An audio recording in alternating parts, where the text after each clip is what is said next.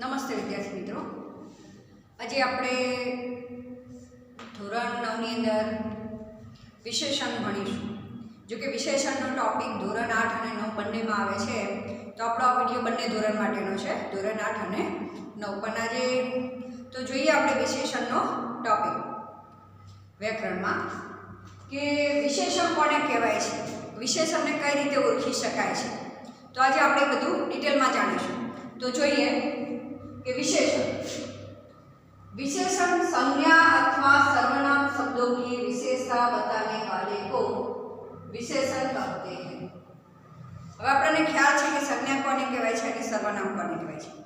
નામની જગ્યાએ જે શબ્દનો ઉપયોગ થયો હોય એને આપણે સર્વનામ કહીએ છીએ, અને સંજ્ઞા એટલે કોઈ પણ નામ, કોઈ પણ વસ્તુનું નામ, કોઈ પણ સ્થળનું નામ, કંઈ પણ નામ બોલો એને આપણે સંજ્ઞા કહીએ છીએ. તો કે સંજ્ઞા અથવા સર્વનામ શબ્દોની જે વિશેષતા બતાવતું હોય એને આપણે વિશેષણ કહીએ છીએ. એટલે કે કોઈ પણ નામની કે વસ્તુની વિશેષતા બતાવતું છે કે આ વસ્તુ આવી છે, સારી છે કે ખરાબ. તો એ સારી એ શું કહેવાય, એની વિશેષતા બતાવી. ખરાબ એ પણ એની વિશેષતા બતાવી. પણ એ કેટલા અંશે વિશેષતા બતાવી એના પર આધાર છે. પણ એ સારી, ખોટી, મોટી, નાની, ઊંચી, નીચી, આ જે કહીએ એ શું કહેવાય, આપણે વિશેષતા બતાવી કહેવાય.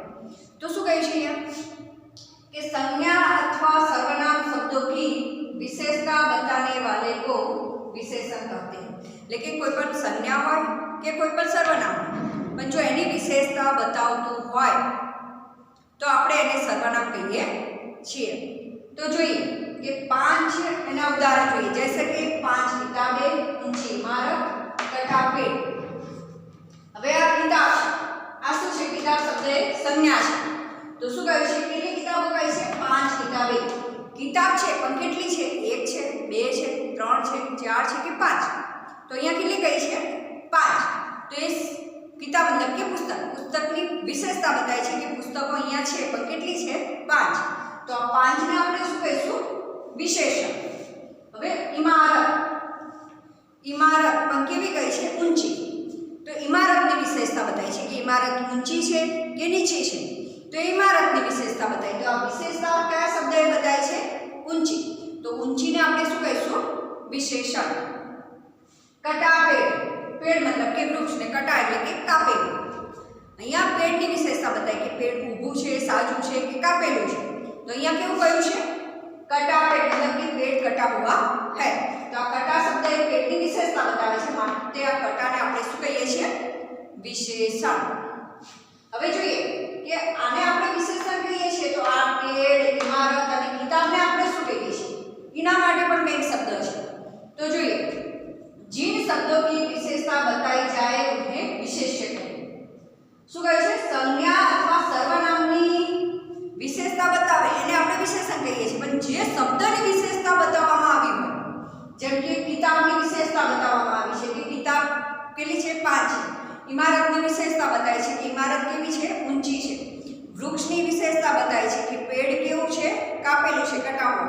તો શું કહ્યું છે कि जिन शब्दों की विशेषता बताई जाए उन्हें विशेष्य कहते हैं. तो इमारत, पेड़ અને કિતાબ આ ત્રણ આપણે વિશેષ્ય કહી શકીએ છીએ. મતલબ કે એ ત્રણની વિશેષતા બતાય છે. તો આપણે નીચે બીજા શબ્દો પણ છે, જોઈ લઈએ. કાલી ચીંટી, ચીંટી છે, ચીંટી મતલબ કે કીડી. ચીંટી એક એની કાલી એ શું છે, એની વિશેષતા બતાવી. આપણે આને વિશેષણ કહીએ છીએ. પણ આ ચીંટી એને આપણે શું કહીએ, વિશેષ્ય. આદમી પણ કેવો છે, ભલા. તો ભલા એની વિશેષતા બતાય છે એટલે આપણે એને ભલા શબ્દને વિશેષણ કહીએ છીએ. પણ આદમી એ શબ્દ શું છે, વિશેષ્ય. સુંદર ગુલાબ, સુંદર એ ગુલાબ, ગુલાબ કેવું કહ્યું છે, સુંદર. તો મતલબ કે ગુલાબની વિશેષતા બતાય છે, એટલે સુંદર એ શું છે, વિશેષણ છે. પણ ગુલાબને શું કહી શકાય છે, વિશેષ્ય. મતલબ કે જેની વિશેષતા બતાવી હોય એને આપણે વિશેષ્ય કહીએ છીએ. તો અહીંયા ગુલાબ, આદમી અને ચીંટીની કાલી, ભલા અને સુંદર શબ્દથી વિશેષતા બતાવી છે. માટે આપણે ગુલાબ, આદમી અને ચીંટી આ ત્રણને આપણે શું કહીશું, વિશેષ્ય. એવી જ રીતે આમાં પેડ, ઇમારત અને કિતાબને પણ આપણે વિશેષ્ય કહી શકીએ. પણ અહીંયા મેં લીટા જે કર્યા છે, 5, ઊંચી અને કટા, એ શું બતાવવા માટે કર્યા છે કે એ વિશેષણ છે. અને અહીંયા મેં શું બતાવ્યું છે કે વિશેષ્ય કોને કહેવાય છે. માટે ચીંટી, આદમી અને ગુલાબ એ ત્રણની નીચે લીટા કર્યા છે એટલે એ વિશેષ્ય છે. એટલે કે જેની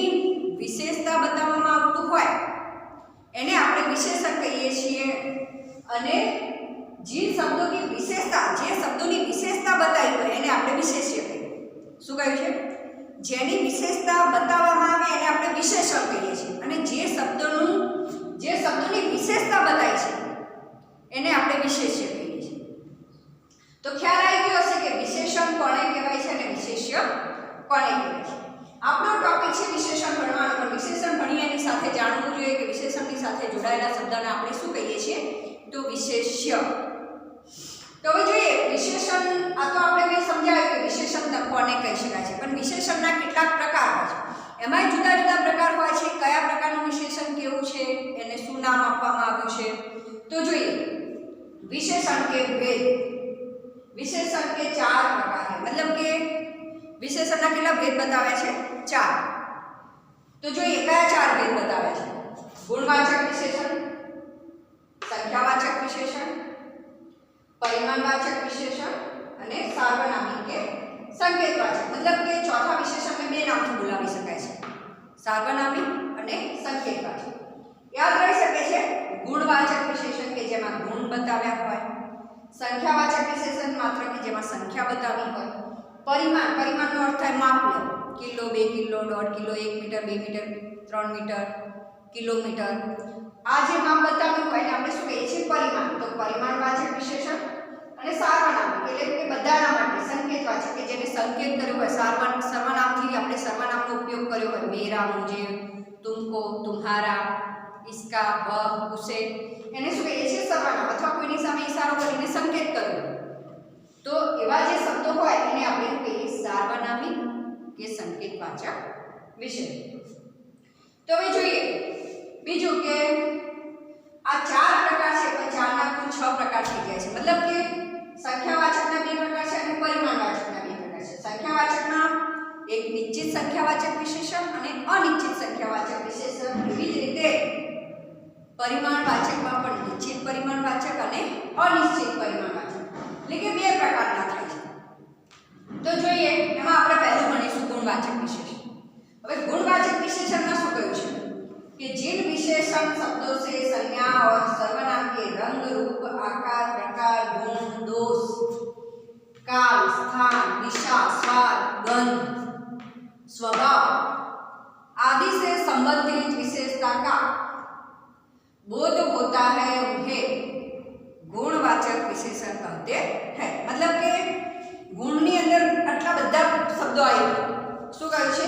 ગુણવાચક વિશેષણ એને કહી શકાય છે કે જેમાં સંજ્ઞા કે સર્વનામનું રંગ રૂપ બતાવ્યું હોય, એનો આકાર બતાવ્યો હોય કે પ્રકાર બતાવ્યો છે, એના ગુણ દોષ સારા અને ખોટા, ગુણ એટલે સારા અને દોષ એટલે ખોટા, આ બતાવ્યું હોય. પછી કાલ મતલબ કે સમય અને સ્થાન મતલબ કે જગ્યા, સમય બતાવ્યો હોય, જગ્યા બતાવી હોય, દિશા બતાવી હોય, સ્વાદ ખારો મીઠો તીખો સ્વાદ બતાવ્યો હોય, ગંધ બતાવી હોય, સારી દુર્ગંધ કે ગંધ બતાવી હોય, સ્વભાવ સારો છે કે ખોટો છે, સ્વભાવ બતાવ્યો હોય आदि. આ બધી શબ્દો બતાવેલા હોય સંબંધિત विशेषता का बोध होता है उन्हें गुणवाचक विशेषण कहिए छे. मतलब के जेमा रंग, रूप, आकार, प्रकार, स्वाद, गंध, स्थान, समय आ બધું બતાવ્યું હોય એને આપણે ગુણવાચક વિશેષણ કહીએ છીએ. એ બધાને આપણે ગુણ કહી શકાય છે, પણ બધાના પ્રકાર જુદા જુદા છે. તો આપણે જોઈએ પહેલું ઉદાહરણ જોઈએ કે हमारी अध्यापिका मीठी वाणी बोलती है. અહીં અધ્યાપિકાની વાત કરી છે કે અમારી અધ્યાપિકા મીઠી વાણી બોલતી है. તો અહીંયા વાણી એ શું છે? સંજ્ઞા છે. તો એની વિશેષતા શું બતાવી છે? મીઠી. અધ્યાપિકા બોલે તો છે, અધ્યાપિકા વાણી બોલતી है. હું એટલું કહું કે અધ્યાપિકા વાણી બોલતી है, તો એ બોલે તો છે, પણ શું બોલે છે? કેવી બોલે છે? તો મીઠી એટલે કે મીઠા સ્વભાવવાળી છે. તો મીઠી શબ્દને આપણે શું કહીએ છીએ? વિશેષણ. બહન સરળ સ્વભાવવાળી है. બેનની વાત કરીએ, બેન દરેક માણસનો સ્વભાવ તો હોય, પણ કોઈનો ગરમ હોય, કોઈનો સરળ હોય, તો કોઈનો શાંત સ્વભાવ હોય, તો બધાનો જુદો જુદો હોય. તો આમાં શું કહ્યું છે? બહન સરળ સ્વભાવવાળી છે. તો અહીંયા સ્વભાવની વિશેષતા બતાવી છે. શું બતાવી છે? સરળ. તો સરળને આપણે શું કહીએ છીએ? વિશેષણ. તો સરળ અને મીઠી બંને શબ્દ શું છે? વિશેષણ. समुद्र का पानी हमें वार्षिक पिकनिक पर समुद्र दिखाने ले गए. वार्षिक का मतलब શું થાય? વર્ષમાં એક વાર થતી હોય ને વાર્ષિક. માસિક મતલબ કે મહિનામાં એક વાર થતી હોય ને માસિક. તો શું કહે છે? વાર્ષિક પિકનિક એટલે કે વર્ષમાં એકવાર અમને પિકનિક પર સમુદ્ર દિખાને, એટલે કે વર્ષમાં અમને જે એકવાર પિકનિક કરે એમાં અમને ખાસ સમુદ્ર બતાવવા લઈ જાય છે. તો અહીંયા પિકનિક કઈ છે? પણ કેવી પિકનિક કઈ છે? માસિક કે વાર્ષિક? तो वार्षिक मतलब के वर्षમાં એકવાર થાય એવી પિકનિક. તો વાર્ષિક એ પિકનિકની વિશેષતા બતાવે છે માટે વાર્ષિક શબ્દ એ શું થયો વિશેષણ. હવે સમુદ્રના પાણી ખારા બનીલા. પિકનિક સમુદ્ર કિનારે ગયા છે તો સમુદ્રની પાણીની વિશેષતા બતાવી છે કે સમુદ્રનું પાણી કેવું છે ખારા બનીલા. ખારા અથવા ખારા અને નીલા રંગનું છે.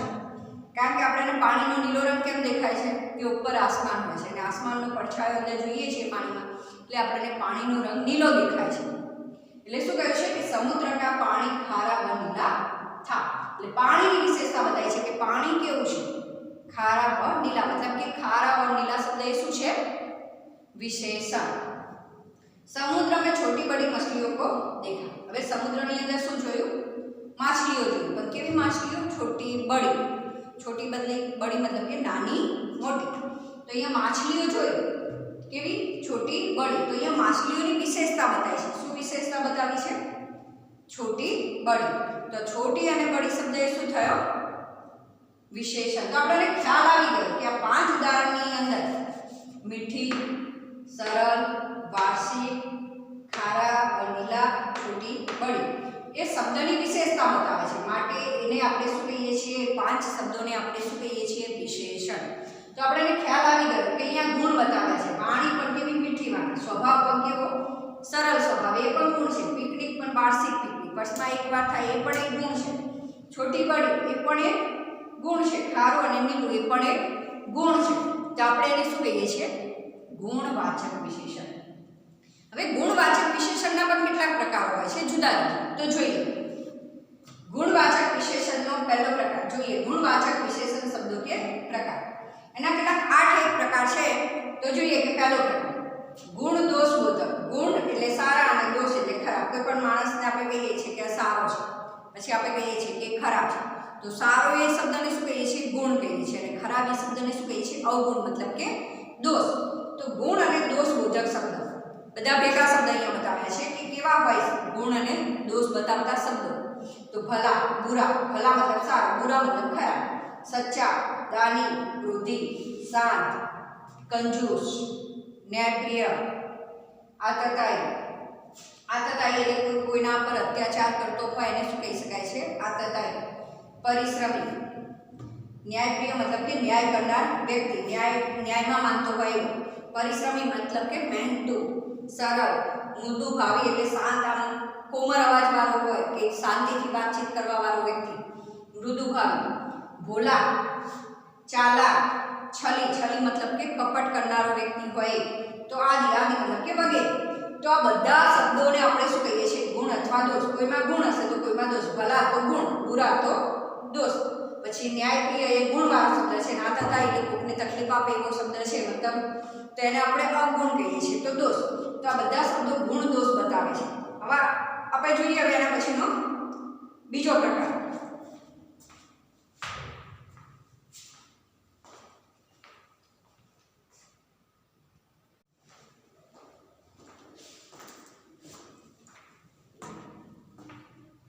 तो આપણે પહેલામાં ગુણ દોષ સંબંધી જોયું. હવે બીજામાં જોઈએ કે સ્થાન બોધક. ગુણવાચકના કેટલાક પ્રકાર છે.